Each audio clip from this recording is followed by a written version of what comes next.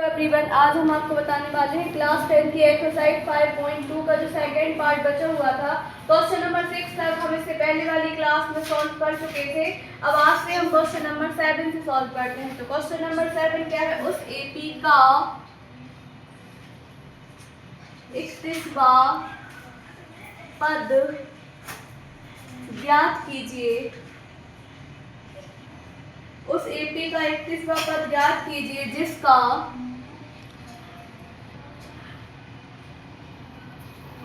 11वां पद 38 व 16वां पद 73 है।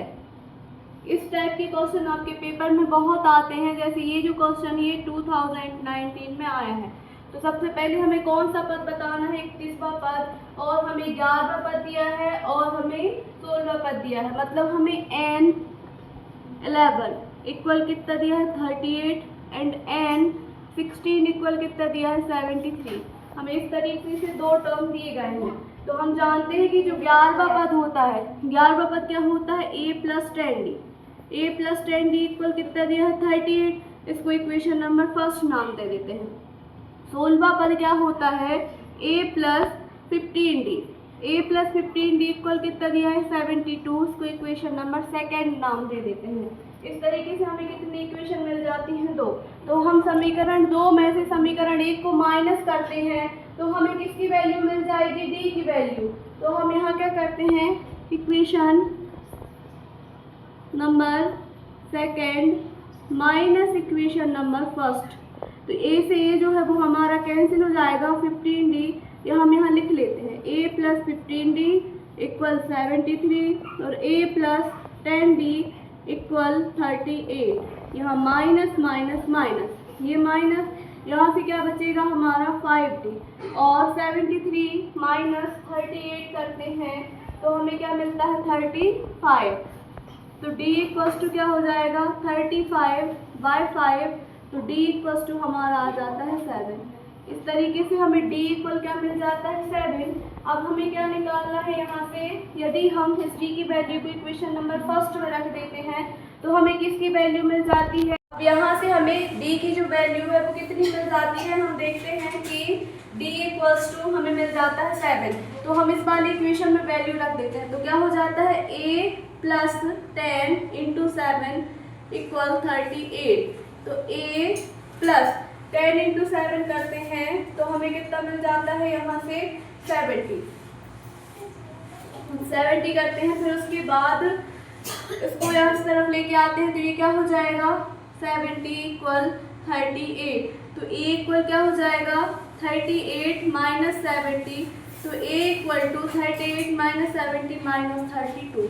अब हमसे क्या कहा गया है कि कौन सा टर्म बताना है? हमें 31वां टर्म बताना है। तो हम क्या निकालते हैं? हम 31वां पद। तो हम क्या कहते हैं यहाँ पे? 31वां पद। 31वां पद क्या होगा? A + 30D। तो A कितना है हमारा? -32 + 30।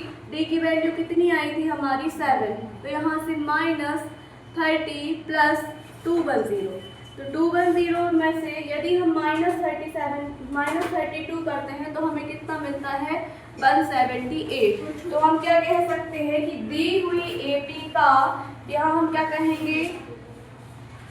दी हुई एपी का 31वां पद 178 है। इस तरीके से ये जो क्वेश्चन नंबर 7 है ये सॉल्व हो जाता है। इस टाइप के जो क्वेश्चन है ये हमारे पेपर के लिए बहुत इंपॉर्टेंट है और एग्जाम में इसी पैटर्न के क्वेश्चन जो है वो पूछे जाते हैं। अब हम इसके बाद इस क्वेश्चन को सॉल्व करने के बाद नेक्स्ट क्वेश्चन नंबर 8 पे चलते हैं। क्वेश्चन नंबर 8 में भी हमें इसी सीक्वेंस से कुछ दिया गया है कि मान लो हमें कोई भी 2 पद दिए गए हैं और हमें तीसरा जो पद है वो फाइंड आउट करना है। तो सबसे पहले हम क्वेश्चन नंबर 8 को लिखते हैं। क्वेश्चन नंबर 8 क्या है कि किसी एपी में 50 पद है। मतलब हमें टोटल नंबर ऑफ टर्म बताया गया है। क्वेश्चन नंबर 8 किसी AP में 50 पद है। किसी AP में 50 पद हैं जिसका तीसरा पद 12 है व अंतिम पद 106 है। अंतिम पद 106 है। इसका 29वां पद ज्ञात कीजिए।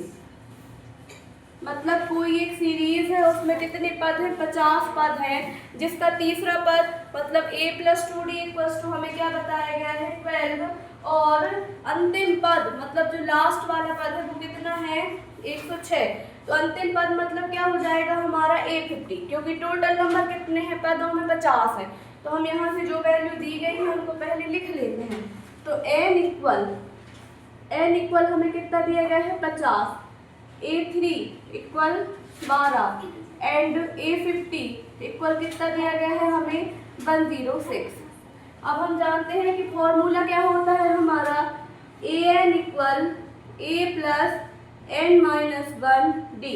an मतलब कितना दिया गया है? लास्ट वाला पद 106। तो 106 n a की वैल्यू जो है वो हमें नहीं पता है, तो a + 40 यहाँ से 50 50वां पद दिया गया है, तो 50 - 1 क्या हो जाएगा? 49d। मतलब a + 49d इक्वल कितना है? 106। इसको हम इक्वेशन नंबर 1 नाम दे देते हैं। अब यहाँ से हमें दूसरा पद दिया है, मीन्स a+ तीसरा पद, तो a+2d इक्वल कितना दिया है? 12। इसको नाम दे देते हैं क्वेश्चन नंबर 2। अब हम क्या करते हैं? समीकरण 2 में से समीकरण 1 को क्या कर देते हैं? माइनस कर देते हैं, या समीकरण 1 में से समीकरण 2 को माइनस कर देते हैं। तो हम यहाँ क्या हो जाएगा? समीकरण 1 माइनस समीकरण 2। अब जब हम इनको माइनस करते हैं तो a + 49d = 106 और a + 2d = 12। अब यहाँ से माइनस माइनस माइनस, तो ये minus minus cancel out. 49 - 2d तो 47d। 106 - 12, यदि हम 106 में से 12 माइनस करते हैं तो 94। तो d इक्वल क्या आ जाएगा? 94/49। तो d = हमें क्या मिल जाता है? 49 × 49 बन जाओ 49, 49 × 2 = 94। तो d = हमें क्या मिल जाता है? 2। इस तरीके से हमारा d हमें कितना मिल जाता है? 2। अब हम इस वैल्यू को इक्वेशन नंबर 1 में रखते हैं, तो हमें किसकी वैल्यू मिल जाएगी? a की। तो हम अब आगे क्या लिखते हैं कि समीकरण 1 में मान रखने पर, अब हम इसके आगे समीकरण 1 में मान रखते हैं तो हमें a की वैल्यू मिल जाएगी। और जब a की वैल्यू मिल जाएगी तो हम इसका 29वां पद बहुत आसानी से निकाल सकते हैं। तो हम यहाँ लिखते हैं समीकरण 1 में a का मान रखने समीकरण 1 क्या था हमारा? a + 49d = 106। या हम समीकरण 2 में मान रख देते हैं, क्योंकि समीकरण 2 है वो छोटा सा है, तो उसको हमें सॉल्व करने में दिक्कत नहीं होगी। तो समीकरण 2 में मान रखने पर, तो समीकरण 2 क्या था? a + 2d। तो a + 2d का मान कितना आया है? 2 इक्वल कितना था? 12। तो a + 4 = 12। तो a = 12 - 4, तो a इक्वल कितना आ जाता है? 8। इस तरीके से हमें a की वैल्यू कितनी मिल जाती है? 8। अब हम यहाँ से कौन सा पद निकालना है? 29वां पद। तो हम क्या कहते हैं? 29वां पद। 29वां पद क्या होगा? a + 28d। तो a कितना है? 8 + 28। d की वैल्यू कितनी आई थी? 2। तो 8 + 2 8 = 60 पावर 1 56। और 56 में यदि हम 8 प्लस करते हैं तो 56 + 8 कितना हो जाता है? 64। तो हम क्या कह सकते हैं कि दी हुई AP का 29वां पद, अतः AP का 29वां पद 64 है। इस तरीके से हमारा ये जो क्वेश्चन नंबर 8 है वो सॉल्व हो जाता है। मतलब हमें जो भी चीज़ दी गई है हम उनको बेस मानकर अगले ए और डी की वैल्यू निकाल सकते हैं। तो हमें जो भी टर्म ज्ञात करनी है वो हम आसानी से ज्ञात कर पाएंगे। अब इसके बाद हम आगे चलते हैं तो क्वेश्चन नंबर 9 देखते हैं। अब क्वेश्चन नंबर 9 में हमें तीसरा पद और 9वां पद दिया गया है और हमसे ये पूछा गया है कि बताइए कौन सा पद इसका 0 होगा। तो हमें ये बताना है कि इसका कौन सा टर्म जो है वो 0 होगा। अब हम क्वेश्चन नंबर सबसे पहले लिख लेते हैं कि क्वेश्चन में हमसे क्या पूछा गया है। तो क्वेश्चन लिखते हैं, यदि किसी एपी के, क्वेश्चन नंबर 9, यदि किसी एपी के तीसरे व 9वें पद क्रमशः तीसरे व 9वें पद क्रमशः 4 व -8 है तो इसका कौन सा पद शून्य होगा। मतलब हमें किसी एपी के तीसरे और 9वें पद बताए गए हैं तो हमें क्या बताना है, इसका कौन सा जो पद है वो शून्य होगा। तो सबसे पहले हमें तीसरा पद क्या होता है, A3 इक्वल क्या होता है, A + 2D इक्वल हमें कितना दिया है 4, जिसको हम इक्वेशन 1 नाम दे देते हैं। फिर दिया है 9वां पद मतलब A9 जो कितना होगा A + 8D इक्वल कितना दिया है हमें -8, इक्वेशन नंबर 2। इस तरीके से हमें दो इक्वेशन मिल जाती हैं। तो हम क्या करते हैं कि समीकरण 2 में से समीकरण 1 को माइनस कर देते हैं। तो हम यहाँ लिखते हैं समीकरण 2 माइनस समीकरण 1।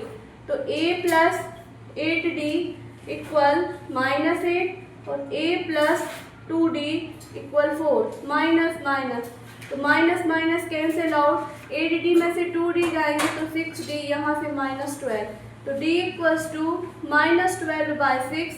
तो D इक्वल्स टू 6 बन जाए 6 2 12 तो D इक्वल्स टू कितना आ जाता है -2। D इक्वल्स टू कितना आ गया -2। अब इस वैल्यू को हम इक्वेशन नंबर 1 में रख देते हैं तो हमें क्या मिल जाएगा, A का मान मिल जाएगा। तो हम क्या कहते हैं, समीकरण 1 में मान रखने पर, समीकरण 1 में मान रखने पर।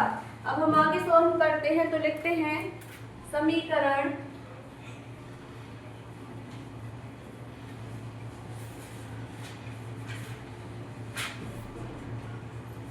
समीकरण 1 में मान रखने पर, समीकरण 1 में मान रखते हैं तो समीकरण 1 क्या था, A + 4D, A + 2D equal कितना था 4, A + 2D इक्वल कितना था हमारा 4।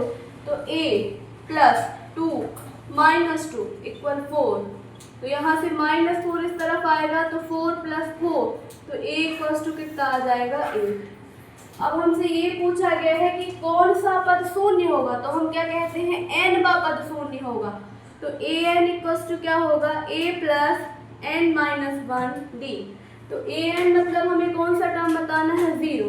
तो a की वैल्यू 8 + n - 1 मीन्स 0 - 1, n - 1 जो रहेगा वो n - 1 और d की वैल्यू कितनी आई थी हमारी -2। तो यहाँ क्या हो जाएगा -2। अब यहाँ से 8, यहाँ से -2n + 2, यहाँ से क्या हो जाएगा -2n + 2, 8 + 2 कितना हो जाएगा 10।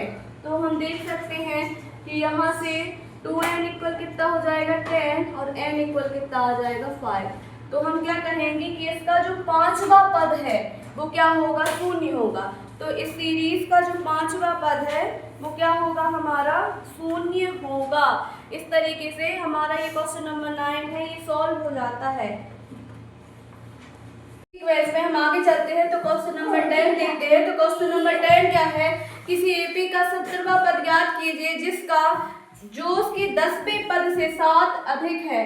तो इसका क्या बताना है हमें, इसका सारवांतर ज्ञात कीजिए, इसका सारवांतर ज्ञात कीजिए। तो सबसे पहले हमें पता है कि 70वां पद क्या होता है, a + 16d, जो कि उसके 10वें पद से, 10वां पद मतलब a + 9d से 7 अधिक है, मीन्स +7। अब हम इसको उस तरफ लेके चलते हैं तो क्या हो जाएगा, a + 16d - a - 9d = 7। तो यहाँ से प्लस ए और माइनस ए आपस में कैंसिल आउट हो जाएंगे और हम 60d में से 9d माइनस करेंगे तो हमें कितने d मिलेंगे, 7d। यहाँ से 7d = 7, तो d = क्या हो जाएगा, 7/7, तो d = 1। तो हम क्या कह देंगे कि इनका जो सारवांतर है वो कितना है, 1 है। तो हम कह सकते हैं कि d का मान 1 है। तो अतः सीक्वेंस में आगे चलते हैं तो देखते हैं क्वेश्चन नंबर, अभी हमने देखा था कि हमने सारवांतर निकाल लिया है। अब हम नेक्स्ट क्वेश्चन पे चलते हैं। तो नेक्स्ट क्वेश्चन में कुछ अलग तरीके का पैटर्न जो है वो फॉलो किया गया है। जैसे इसमें कहा गया है कि हमें कोई एपी दिया गया है, एपी हमें जो है वो दी गई है, एपी दी गई है। तो एपी इक्वल कितना दिया है हमें, 3, 15, 15 के बाद 27 एंड 39। डैश का कौन सा पद उसके 54वें पद से 132 अधिक है। ये है हमारा क्वेश्चन। अब हम देखते हैं कि हमें कौन सा पद बताना है। सबसे पहले हम क्या देखते हैं, a = हमें क्या दिया है, 3। तो हम यहाँ लिख लेते हैं a = क्या हो जाएगा, 3। d = 15 - 3 मीन्स कितना हो जाएगा, 12। a - a52 इक्वल हमें कितना दिया है, 32। तो अब हम निकालते हैं a + n - 1d। तीसरा पद क्या हो जाएगा, यहाँ से 3 + n - 1 × 12।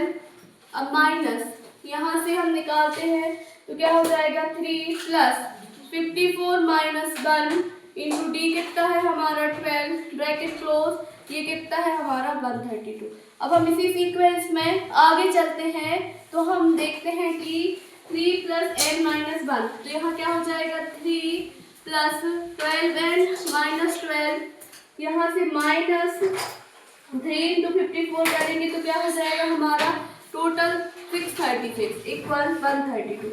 इसको इस तरफ लेके आएंगे तो ये क्या हो जाएगा हमारा 12n इक्वल क्या हो जाएगा 132 + 12 + 636। तो 12n = क्या हो जाएगा हमारा, यहाँ से हम देख सकते हैं कि 780। टोटल कितना हो जाएगा हमारा 780, टोटल हो जाएगा हमारा 780। तो n = क्या हो जाएगा 780 / 12। तो जब हम 780 को / 12 करेंगे तो n = 65 मिल जाएगा। इस तरीके से हमारा जो 65वां पद होगा, मतलब वह कौन सा पद होगा, 65वां पद होगा, और यही हमारे इस क्वेश्चन का आंसर हो जाता है। इसी सीक्वेंस में हम आगे चलते हैं तो देखते हैं क्वेश्चन नंबर 12। क्वेश्चन नंबर 12 में हमसे कहा गया है दो समांतर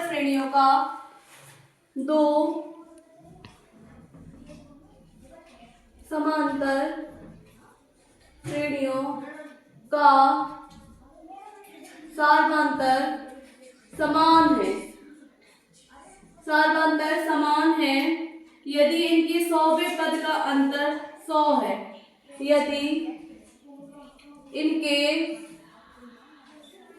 100वें पद का अंतर 100 है तो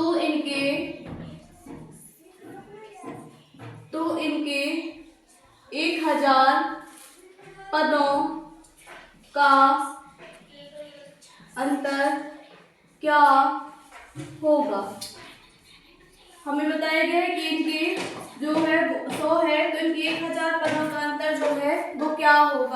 अब हम देखते हैं कि प्रश्नानुसार दो समांतर श्रेणियां A plus D, A plus 2d और ए plus N minus 1d।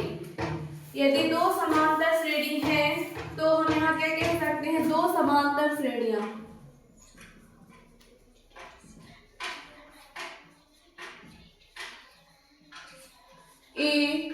A plus D, A plus 2d dash dash dash A plus N minus 1d। इसके बाद दूसरी समांतर श्रेणी B plus D, B plus 2d dash dash B plus N minus 1d है। तो हम क्या कहते हैं, इनका सार बनता है। सबसे पहले ये क्या हो जाएगी, a plus 99d minus a b plus 99d equal कितना है, हमें 100 दिया गया है। तो a माइनस बी इक्वल कितना आ जाएगा, 100। अब हम इसको नाम दे देते हैं इक्वेशन नंबर फर्स्ट। अब हम 1000 के लिए यही चीज निकालते हैं। तो 1000 में क्या हो जाएगा, a plus 999d minus B यहाँ से भी यहाँ माइनस 999d इक्वल कितना आ जाएगा, 1000। तो क्या हो जाएगा, a minus b equals to 1000, equation number second. अब यहाँ से हम देख सकते हैं कि यहाँ भी 99 तो कितना बचेगा, केवल यहाँ पे 100 ही बचेगा। तो हम क्या कह सकते हैं कि a minus b equals to क्या आ जाएगा, 100। अतः 1000वें पद का भी अंतर कितना होगा, 1000वें पद का अंतर भी कितना होगा, 100 ही होगा। चाहे हम 100 पदों के लिए, चाहे 10 पदों के लिए, कितने भी पदों के लिए निकालें, इनका जो अंतर है वो 100 ही होता है। अब हम इसी सीक्वेंस में आगे चलते हैं तो देखते हैं क्वेश्चन नंबर 13। क्वेश्चन नंबर 13 में जो है वो हमसे क्या पूछा गया है कि 3 अंकों वाली कितनी संख्याएं जो है वो 7 से विभाज्य हैं। 3 अंकों वाली कितनी संख्याएं 7 से विभाज्य है। क्वेश्चन नंबर 13, 3 अंकों वाली कितनी संख्याएं 7 से विभाज्य हैं। 3 अंकों वाली कितनी संख्याएं 7 से विभाज्य है। तो सबसे पहले हम क्या निकालते हैं, 7 से विभाज्य संख्याएं। 7 से विभाज्य संख्याएं सबसे पहले 3 अंकों में क्या आएगा, 105, 105 के बाद 112, फिर 119 डैश डैश डैश, लास्ट में आएगा 994। तो हम कह सकते हैं a पर कितना आ जाएगा, 105, d equals to 112 minus 105 equal कितना हो जाएगा हमारा 7, और an इक्वल्स टू कितना हो जाएगा 994। अब हम फॉर्मूला लगाते हैं। फॉर्मूला क्या होता है, an equal a plus n minus 1 into D. तो हमारा जो an है वो कितना है 994। यहाँ से a कितना है 105 प्लस n माइनस 1, तो हमें n की वैल्यू निकालनी है तो n माइनस 1 और d जो है वो 7। अब ये कितना हो जाएगा 994, 105 प्लस 7n माइनस 7। अब हम 994 करेंगे तो क्या हो जाएगा, ये इसको उस तरफ लेके जाएंगे तो ये प्लस 7, तो 994 प्लस 7 माइनस 10। अब यहाँ से हम क्या करेंगे, इनको सबसे पहले प्लस कर लेंगे। तो 994 में अगर 7 प्लस करते हैं तो कितना हो जाता है 101 माइनस 105 इक्वल 7 है। अब यहाँ से हम देखते हैं कि इसको जब हम माइनस करते हैं तो ये कितना बचेगा 896 इक्वल 7n। तो n इक्वल कितना हो जाएगा 896 अपॉन 7। तो n इक्वल्स टू ये 7 बन जाए 7, फिर कितनी बार डिवाइड होगा 2 बार और फिर 8 बार। तो n इक्वल्स टू कितना आ जाएगा